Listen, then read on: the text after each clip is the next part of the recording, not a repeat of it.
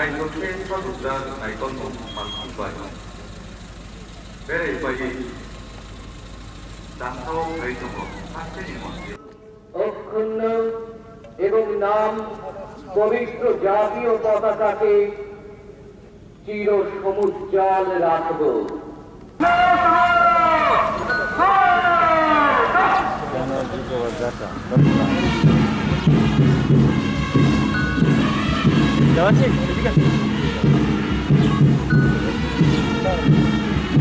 দেখি দেখি দাদা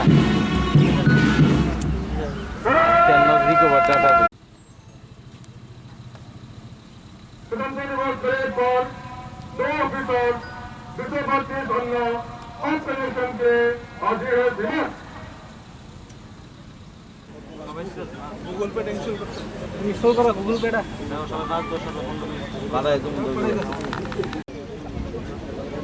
জীবন তো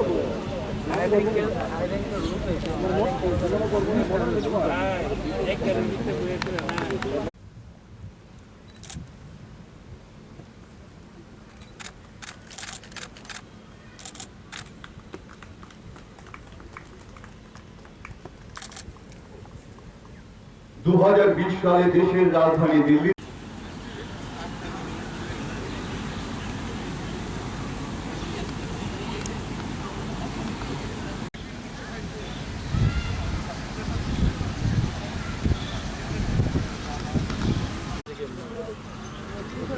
फोटो ना 5 मिनट में 3 मिनट बाइट 10 सेकंड दे दे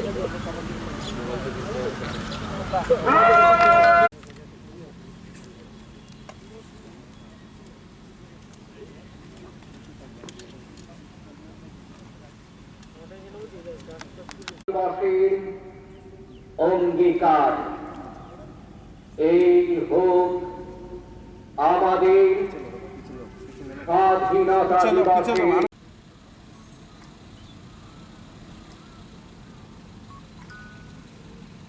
আজকের প্যারেডে প্যারেড কমান্ডার শ্রী এইচ ডানম কমান্ডেন্ট 5th ব্যাটালিয়ন টিএসএ আজকের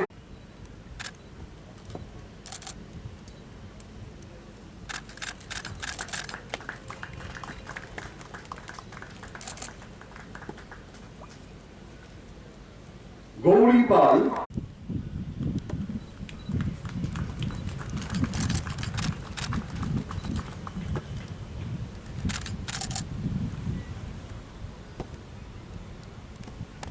Zakir Hossain home guard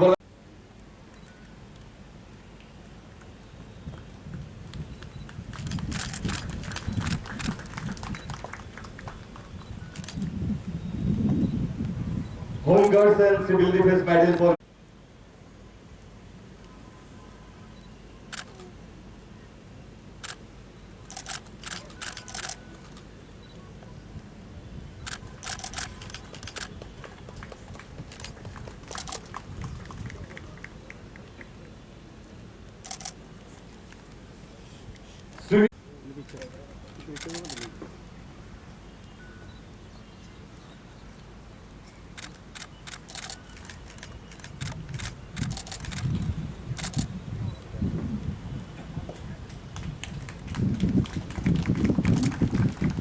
Sri Vikas Chakma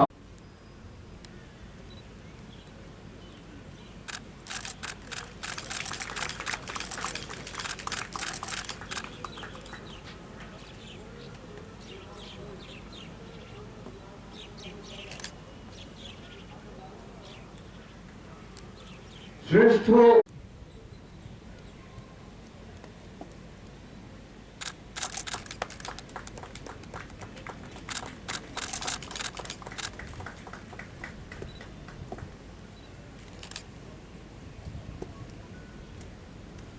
বিভাগে কর্মক্ষেত্রে বিশেষ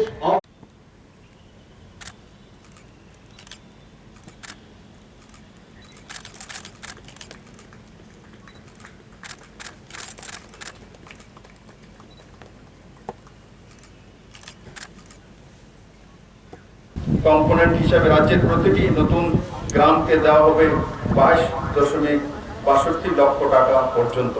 এই অর্থ টেকনিক্যাল রিসোর্স সাপোর্ট প্রশিক্ষণ এবং দক্ষতা উন্নয়ন সচেতনতা সৃষ্টি, প্রচার ইত্যাদি সহ রাজ্য, জেলা এবং গ্রাম স্তরের বিভিন্ন উন্নয়নমূলক কাজ পরিচালনার জন্য দেওয়া হবে। বিভিন্ন কাজের জন্য প্রতিটি গ্রামকে দেওয়া হবে 8 লক্ষ টাকা। সবচেয়ে সফল 3টি গ্রামকে যথাক্রমে 50 লক্ষ, 30 লক্ষ এবং 20 লক্ষ টাকা পুরস্কার দেওয়া হবে। এছাড়া জনজাতি সম্প্রদায়ের ছাত্রছাত্রীদের প্রি ম্যাট্রিক, পোস্ট ম্যাট্রিক স্কলারশিপের টাকা সরাসরি ব্যাংক অ্যাকাউন্টে প্রদান করা হচ্ছে। মোট 18টি প্রস্তাবিত 1 মডেল স্কুলের মধ্যে 10টি মডেল স্কুলের নির্মাণ কাজ চলছে। 2017-18 সালে 1 মডেল স্কুলের সংখ্যা ছিল মাত্র 3টি। প্রতিটি স্কুলের জন্য 68 কোটি টাকা করে মোট 680 কোটি টাকা কেন্দ্র সরকার ত্রিপুরা রাজ্যের জন্য বরাদ্দ করেছে। উন্নত মানের রাবার বাগানের এলাকা বাড়াতে এবং স্থানীয় রাবার চাষীদের জন্য বাজার সম্প্রসারিত করার ত্রিপুরা সরকার রাজ্যে মুখ্যমন্ত্রী রাবার মিশন চালু করেছে। অটোমেটিক টায়ার ম্যানুফ্যাকচারার্স অ্যাসোসিয়েশন আত্মা সহায়তায় ভারত সরকার বাণিজ্য এবং শিল্প মন্ত্রকের সাথে এই প্রকল্প চালু করেছে।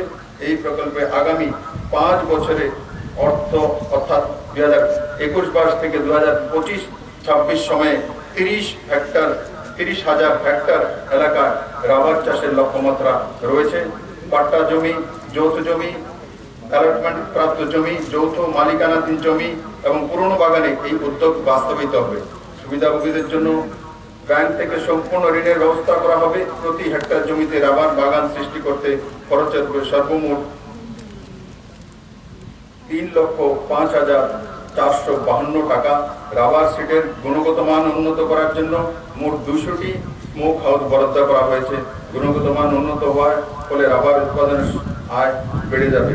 আর তার সঙ্গে সঙ্গে এই আত্মার যে প্রকল্প প্রাইভেটাইজেশনের মাধ্যমে করা হয়েছে, তার মাধ্যমে যে 30,000 হেক্টর জমিতে রাবার চাষ হবে, আগামী 5 বছরের মধ্যে সেখানে কমসে কম 600 কোটি টাকার ইকোনমি তৈরি হবে। আমার সরকারের বিশ্বাস করে যে সমস্ত নাগরিকদের জন্য মৌলিক সুবিধা নিশ্চিত করতে প্রত্যন্ত জনজাতি এলাকায় উন্নয়নমূলক কাজের নজরদারির জন্য সক্রিয় পদক্ষেপ নিতে হবে।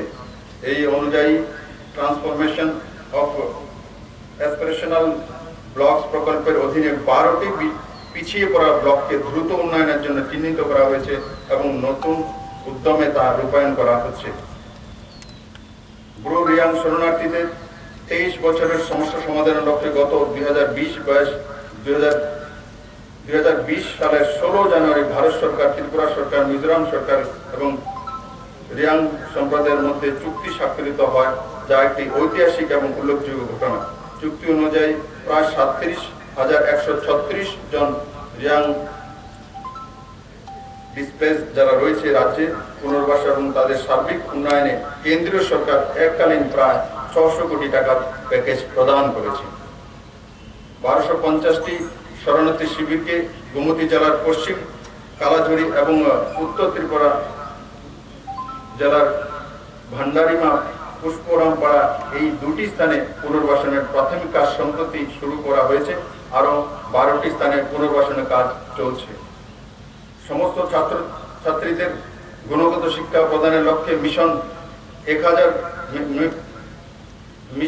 100 প্রকল্পে বিদ্যা জ্যোতি বিদ্যালয় স্থাপন করা হচ্ছে। এটা একটা নতুন প্রকল্প। এই প্রকল্পে 71টি বাংলা মিডিয়াম বিদ্যালয়কে উচ্চ বিদ্যালয় ও উচ্চ মাধ্যমিক বিদ্যালয় CBSE আওতায় আনা হবে এবং তখন এরকম বিদ্যালয়ের সংখ্যা দাঁড়াবে 100টি। ত্রিপুরাকে একটি শিক্ষামূলক হাব রূপে গড়ে তুলতে বিশ্ববিদ্যালয়, কলেজ ও অন্যান্য উচ্চ শিক্ষা প্রতিষ্ঠান স্থাপনে বেসরকারি উদ্যোগীদের উৎসাহিত করার লক্ষ্যে একটি খসড়া নীতি প্রণয়ন করা হচ্ছে। রাজ্য তার মধ্যে একটি উমুলনের খেলানবারে স্থাপন করা হবে। রাজ্য সরকার রাজ্যের মানুষের কোভিড টিকাকরণে বিশেষ গুরুত্ব দিচ্ছে। 12 আগস্ট 2021 তারিখ পর্যন্ত রাজ্যে মোট 32,42,605টি ডোজ কোভিড-19 টিকা দেওয়া হয়েছে। রাজ্যের 18+ বয়সীদের 93% এর বেশি লোক কোভিড টিকাকরণ প্রথম ডোজ লাভ করেছে। রাজ্য সরকার মুখ্যমন্ত্রী কোভিড স্পেশাল রিলিফ প্যাকেজ, শুকনো রেশন সামগ্রী বা নগদ টাকাও সহায়তা দিয়েছে। এই প্রকল্পে সমস্ত অন্তোদয় অন্ন যোজনা, অগ্রাধিকারভুক্ত পরিবার, দরিদ্র অংশের যোগ্য এপিএল প্রতি পরিবারের সর্বোচ্চ 1000 টাকা করে ডিভিডি করা হয়েছে। এই প্রকল্পে 6,31,000 যোগ্য পরিবারকে সহায়তা দেওয়া হয়েছে। কোভিড-19 ব্যবস্থাপনার জন্য মোট ব্যয় হয়েছে 579 কোটি টাকা। সরকার সকলের জন্য খাদ্য সুরক্ষা নিশ্চিত করতে রাজ্যের কোভিড অতিমারির দ্বিতীয় ঢেউয়ের সময় প্রধানমন্ত্রী গরিব কল্যাণ যোজনা জাতীয় খাদ্য সুরক্ষা আইনের অন্তর্গত 5,75,000 গরিব পরিবারের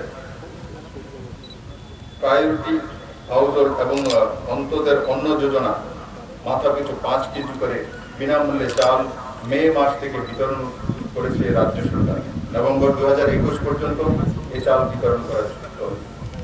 এই সময়কালে প্রায় 86,800 মেট্রিক টন চাল বন্টন করা হবে। চিকিৎসকের অভাব দূর করতে রাজ্য সরকার THS গ্রেড 4 ভুক্ত JMO JDMO পোস্ট মাত্র 39 দিনে সময়ের মধ্যে 156 জন MBBS ডাক্তার নিয়োগ করেছে।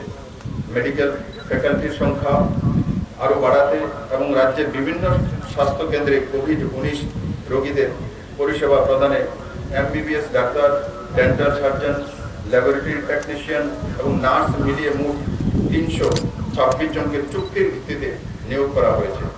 অটল বিহারী বাজপেয়ী রিজনাল ক্যান্সার হাসপাতালকে যথোপযুক্তভাবে অত্যাধুনিক চিকিৎসা যন্ত্রপাতি দিয়ে গড়ে তোলা হয়েছে। ইতিমধ্যে এই হাসপাতালে 100 জনের বেশি রোগীর অস্ত্রোপচার করা হয়েছে। এর ফলে চিকিৎসার জন্য বহির্রাজ্যে যাওয়ার হার অনেকাংশে কমেছে। 2022-23 মধ্যে কৃষকদের আয় দ্বিগুণ করার উপর রাজ্য সরকার বিশেষ গুরুত্ব দিয়েছে। 2020-21 থেকে 2022-23 এই 3 অর্থ বছরের জন্য কর্ম পরিকল্পনা তৈরি করা হয়েছে। প্রক্রিয়াকরণের সুবিধা সহ হাইব্রিড ভুট্টা 28,000 হেক্টর এবং ব্ল্যাক গ্রাম বা উড়দ ডালের 22,000 হেক্টর মতো লাভজনক শস্যগুলি আরো বেশি করে উৎপাদনের ব্যবস্থা নেওয়া হয়েছে। কৃষকরা 1 টাকা বিনিময় করলে ব্ল্যাক গ্রামের ক্ষেত্রে আয় করতে পারে 1 টাকা 88 পয়সা এবং ভুট্টার ক্ষেত্রে আয় করতে পারে 2 টাকা 19 পয়সা, যেখানে চালের ক্ষেত্রে 1 টাকা বিনিয়োগ করলে কৃষকেরা আয় করতে পারে মাত্র 1 টাকা 45 পয়সা। রাজ্য সরকার জৈব চাষের উপর গুরুত্ব আরোপ করেছে। গত 3 বছরে 4,000 হেক্টর এলাকাকে জৈব চাষের আওতায় আনা হয়েছে এবং 2021-22 অর্থ বছরের মধ্যে আরো 15,000 হেক্টর জমি জৈব চাষের আওতায় আনা হবে। প্রধানমন্ত্রী রাজ্যের এই প্রথম 2,33,200 জন কৃষক পরিবারের ব্যাংক অ্যাকাউন্টে 7 আগস্ট 2021 পর্যন্ত মোট 316 কোটি 17 লক্ষ টাকা জমা হয়েছে। প্রধানমন্ত্রী ফসল বীমা যোজনা 2018-19 থেকে 2020-21 অর্থ বছর পর্যন্ত মোট 3,02,577 জন কৃষকের বীমার আওতায় এসেছে, যা 2015-16 থেকে 17-18 পর্যন্তের অর্থ বছরের চেয়ে 1190 গুণা বেশি। কিষাণ ক্রেডিট কার্ড প্রকল্পে 2015-16 থেকে 2017-18 অর্থ বর্ষে মোট 1,60,400টি কিষাণ ক্রেডিট কার্ড বিলি করা হয়েছে। 2018-19 থেকে 2020-21 অর্থ বছরে তা বেড়ে দাঁড়িয়েছে 1,99,959টি, যা পূর্ববর্তী 3টি অর্থ বছরের তুলনায় 25% বেশি।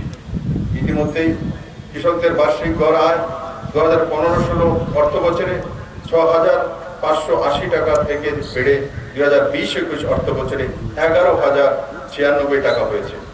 কৃষকদের আর্থিক উন্নতিতে, ফসলের ন্যায্য দাম দিতে এবং কোনো প্রকার মধ্যস্থতাকারীর হাত থেকে কৃষকদের নিস্তার দেওয়ার রাজ্য সরকার 2018 সালের ডিসেম্বর থেকে ন্যূনতম সহায়ক মূল্য কৃষকদের কাছ থেকে ধান কেনার প্রক্রিয়া শুরু করে।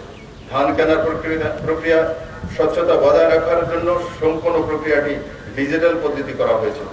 চলতি বিপণন মরশুম অর্থাৎ KMS 2020-21 গ্রুপ 2, যা জুলাই 2021 শেষ হয়েছে, 7,585 জন কৃষকদের কাছ থেকে মোট 12,975 মেট্রিক টন ধান কেনা হয়েছে।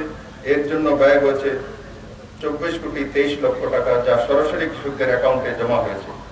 রাজ্যে এখন পর্যন্ত 42,159 জন কৃষক থেকে মোট 72,957 মেট্রিক টন ধান কেনা হয়েছে এবং মোট 131,89 লক্ষ টাকা সরাসরি কৃষকদের অ্যাকাউন্টে জমা দেওয়া হয়েছে।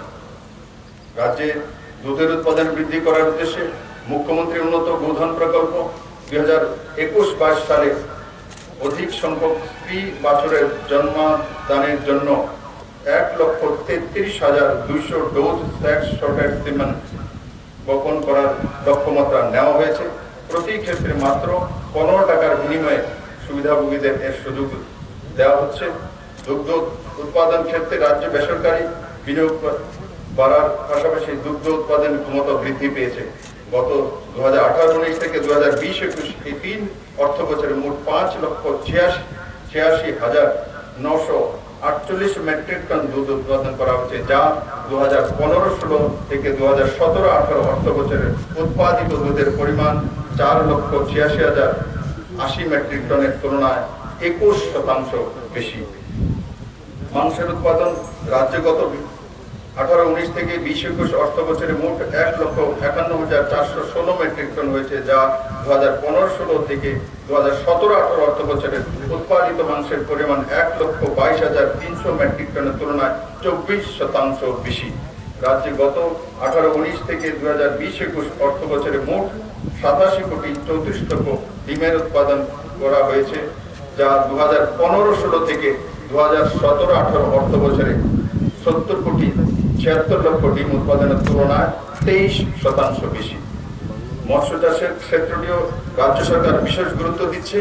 2021-22 সালে 82,000 মেট্রিক টন মাছের উৎপাদন হয়েছে, যা 2017-18 তুলনায় 9,727 মেট্রিক টন বেশি।